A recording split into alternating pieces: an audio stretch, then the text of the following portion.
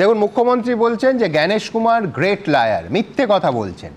অত্যন্ত ঔদ্ধত্যপূর্ণ ব্যবহার করেছেন আজকে জ্ঞানেশ কুমার, মিসবিহেভ করেছেন, হিউমিলিয়েট করেছেন মুখ্যমন্ত্রীকে। মুখ্যমন্ত্রীর একেবারে অন ক্যামেরা অভিযোগ। বৈঠক থেকে বেরিয়ে মুখ্যমন্ত্রী আজ বলেছেন যে তারা মুখ্য নির্বাচন কমিশনারকে বয়কট করেছেন। সাংবাদিক সম্মেলনে বলেছেন যে জ্ঞানেশ কুমার দালাল, বিজেপির দালাল। এর সঙ্গে মুখ্যমন্ত্রী যেটা সংযোজন করেছেন সেটা হচ্ছে সীমা খান্নার নাম। বলছেন এই সীমা খান্না বিজেপির আইটি সেলের হয়ে কাজ করছেন। অবশ্য এর আগে বহুবার মুখ্য নির্বাচন কমিশনকে এবং কমিশনারকে তো বটেই মুখ্যমন্ত্রী আক্রমণ করেছেন, কিন্তু জ্ঞানেশ কুমারের সঙ্গে দেখা করার পর রাজধানীর বুকে দাঁড়িয়ে এই মিসবিহেভ করার অভিযোগ তুলে বয়কট করার একটা নজিরবিহীন সিদ্ধান্তের তাৎপর্যটা জানবো বিশ্বনাথ চক্রবর্তীর কাছ থেকে। আমি একেবারেই এটাকে অস্বাভাবিক বলছি না। মুখ্যমন্ত্রীর মানে রাজনীতি চর্চাকারী হিসাবে 20 বছর ধরে আমি বলতে পারি, মানে বিরোধী নেত্রী হিসাবে মমতা বন্দ্যোপাধ্যায় বা মুখ্যমন্ত্রী হিসাবে মমতা বন্দ্যোপাধ্যায় দিল্লিতে যখনই গেছেন কোনো বড় বৈঠকের পরে তিনি সাংবাদিকদের কার্যত সেখানে কিন্তু তিনি ক্ষোভ বিক্ষোভ দেখিয়েছেন। যখন প্রণব মুখার্জি অর্থমন্ত্রী ছিল তার সাথে দেখা করে তিনি বলেছেন যে মনিটরিয়াম চেয়েছিলাম, উনি আমার সাথে খারাপ ব্যবহার করেছেন, উনি ঠিক মতন দায়িত্ব নিতে চাননি। যখন প্রধানমন্ত্রীর সাথে দাবি দাবা নিয়ে গেছেন তারপরে এসে সাংবাদিক সম্মেলনে তিনি ক্ষোভ বিক্ষোভ দেখিয়েছেন। যখন রাষ্ট্রপতি প্রার্থী চয়নের জন্য গিয়েছিলেন, কয়েকদিন ছিলেন সেখানেও তিনি সহমত না হয়ে তিনি ক্ষোভ বিক্ষোভ দেখিয়েছেন। রাজ্য স্তরে যদি আপনি আসেন, কেশরীনাথ ত্রিপাঠী রাজভবনে বৈঠকে গিয়েছিলেন, এসে তিনি বললেন যে কেশরীনাথ ত্রিপাঠী ওনাকে শাসিয়েছে, খুবই মানে খারাপ ব্যবহার করেছে। ফলে মমতা বন্দ্যোপাধ্যায়ের এই রাজনীতিটা খুব পরিচিত রাজনীতি, যে কিভাবে ফোকাসে থাকতে হয় তিনি করেছেন। দেখুন সুমনদা, আমি আপনাকে পরিষ্কার বলতে চাই যে আমরা যারা আপনার দর্শক আছে তারা কিন্তু প্রথম থেকেই ভাবছিল যে একটা বিশুদ্ধ ভোটার তালিকা তৈরি হবে, কিন্তু আজকে যে সিচুয়েশন তৈরি হয়েছে, আজকে কিন্তু বলতে আপনাকে বাধ্য হচ্ছি যে যখন ফাইনাল ভোটার তালিকা সংশোধন বেরোবে, আমার আশঙ্কা যে বহু সংখ্যক লোকের নাম বাদ যাবে, বহু মৃত ভোটার থেকে যাবে, বহু 2 বা 3 নামের ভোটার থেকে যাবে, বহু বেনামি ভোটার থেকে যাবে, অন্য রাজ্যে থাকা লোকের নামও এই ভোটার তালিকায় থাকা যাবে। অর্থাৎ বিশুদ্ধ ভোটার তালিকা পশ্চিমবাংলায় হলো না, এটাই আমার আশঙ্কা। এবং এটার জন্য কিন্তু আমি আপনাকে বলছি রাজনৈতিক দলগুলো প্রথম থেকে যে অবস্থান নিয়েছিল তার সেটা দায়ী। ইলেকশন কমিশন যেমন তার অপদার্থতার আছে, পশ্চিমবাংলার মতো রাজ্যকে, একটা পলিটিক্যাল সেন্সিটিভ রাজ্যকে এসআইআর করতে গেলে যে পরিকল্পনা দরকার ছিল, ম্যান পাওয়ার দরকার ছিল, অবজারভার নিয়োগ শুরু থেকে দরকার ছিল, সেগুলো তারা যেমন নিশ্চিত করতে পারেনি, ঠিক একইভাবে আপনাকে বলি মমতা বন্দ্যোপাধ্যায় চাইনি একটিও মানে মানে সংখ্যালঘু মুসলিমদের নাম বাদ যাক, সে অবৈধভাবে অনুপ্রবেশকারী হলেও বাদ যাক, এটা উনি চাননি। যেমন করে যখন তিনি বিরোধী ছিলেন তখন যেটা চেয়েছিলেন, আজকে কিন্তু শাসক হয়ে তিনি তাদের রক্ষা করতে যে কোনো মূল্যে চাইছেন। আবার 2 বা ততোধিক নাম বাদ যাক, এটাও তিনি চাননি। আবার মৃত ভোটারদের, কারণ উনি যখন বলেন যে আমাদের 57 লক্ষ নাম বাদ গেছে, আরে তার মধ্যে তো 24 লক্ষ তো মৃত ভোটার, মানে মৃত ভোটারের নামও কি তাহলে বাদ যাবে না? আর একইভাবে যারা অবৈধভাবে আছেন এবং অন্য রাজ্যে স্থায়ীভাবে চলে গেছেন তাদের নাম বাদ যাওয়ার উদ্যোগ কিভাবে হয়েছে সেটা আমরা দেখেছি। 6800 বুথে একজনও মৃতর নাম বাদ যায়নি শুরুতে। এটা কিভাবে হয়েছে?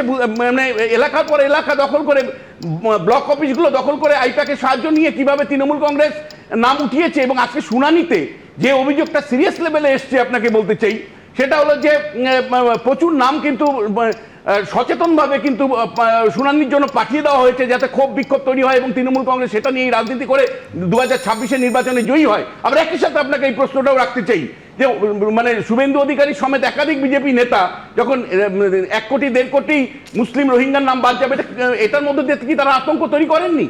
ফলে আমাদের না তৃণমূল কংগ্রেস বিশুদ্ধ ভোটার তালিকা করতে চেয়েছে, না আমি বলছি যে শুভেন্দু অধিকারী বা মানে বিজেপির নেতৃত্ব একটা বিশুদ্ধ ভোটার তালিকা তৈরি করতে চাইছে। সুমনদা, আপনি বলছিলেন যে 22 জন পুলিশ অফিসার, পুলিশকে অর্থাৎ এই ব্যারাকপুর থেকে উড়িয়ে নিয়ে যাওয়া হচ্ছে, 2 কোটি টাকা মতন বিমান ফেয়ার লাগবে। অর্থাৎ আমার আপনার ট্যাক্সের টাকা দিয়ে যে পুলিশ ওখানে গিয়ে দাঁড়িয়ে থাকতে হবে কেবলমাত্র কোনো আইন শৃঙ্খলা রক্ষার দায়িত্ব যাদের পাওয়ার কোনো সুযোগ নেই আইনগত, আমি ভালো করে জানি, তাদেরকে বিপুল টাকা খরচা করে কেন দিল্লিতে নিয়ে যাওয়া হলো? কেন ব্যারাকপুর থেকে এই র্যাবকে নিয়ে যাওয়া হচ্ছে? এই প্রশ্নটা আসছে। কারণটা হলো, এটা হলো পেশি শক্তি দেখাবো যে তোমার যদি কেন্দ্রীয় বাহিনী থাকে, আমার রাজ্য পুলিশ আছে। যেমন করে আপনি লক্ষ্য করে দেখেছেন যে মহাকরণ যখন মানে মহাকরণের সামনে দিয়ে যখন মানে সেনাবাহিনী যখন রুট মার্চ করেছে গাড়ি, তখন বলেছে আমাদের কু হয়ে গেছে, মমতা বন্দ্যোপাধ্যায় কু হয়ে গেছে, অর্থাৎ সামরিক অভ্যুত্থান নাকি হয়ে গেছে। ময়দানে আপনি দেখেছেন যে সেনাবাহিনীকে কু করার অভিযোগ তিনি এনেছিলেন।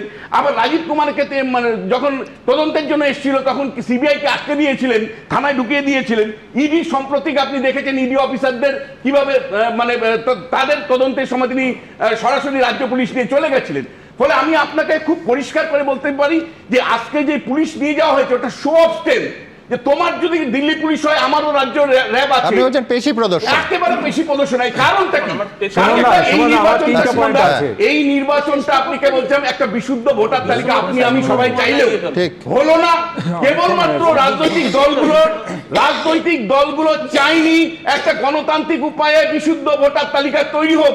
তারা কেউ নিজের প্রশাসনকে ব্যবহার করেছে ভুয়ো তালিকা তৈরি করার জন্য এবং মানুষকে হয়রানির জন্য, আবার কেউ ভয় দেখিয়েছে যে তোমাদেরকে দেশ থেকে বার করে দিব।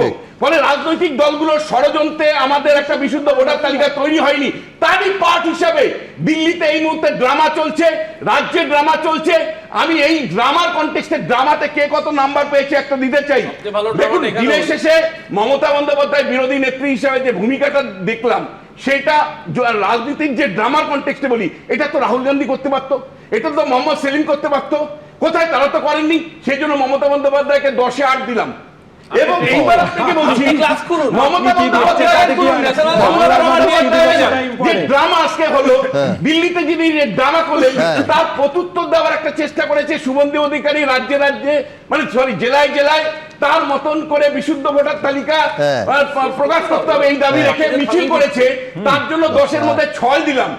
এইবার ইলেকশন কমিশন যার মিনিমাম আলাপ আলোচনার মধ্যে বিশুদ্ধ ভাবে একটা শান্তিপূর্ণ উপায়ে পরিকল্পিত ভাবে ভোটার তালিকা তৈরি করার কথা ছিল, তাদের ব্যর্থতার জন্য আমি 2 নম্বর দিলাম।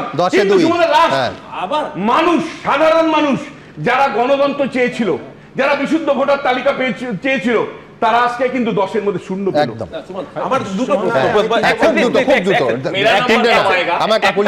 প্রশ্ন, উনি অনুপ্রবেশকারী এত বলেন, এখনো পর্যন্ত টোটাল অনুপ্রবেশকারী ডিক্লেয়ার নির্বাচন কমিশন দ্বারা 0। দ্বিতীয়ত, কিরকম স্বচ্ছ তালিকা প্রকাশ হবে? মহারাষ্ট্রের জেলা পরিষদে বিজেপির প্রার্থী ছিলেন, তিনি বীরভূমের তালিকায় নাম উঠছে, তোমরাই দেখিয়েছো।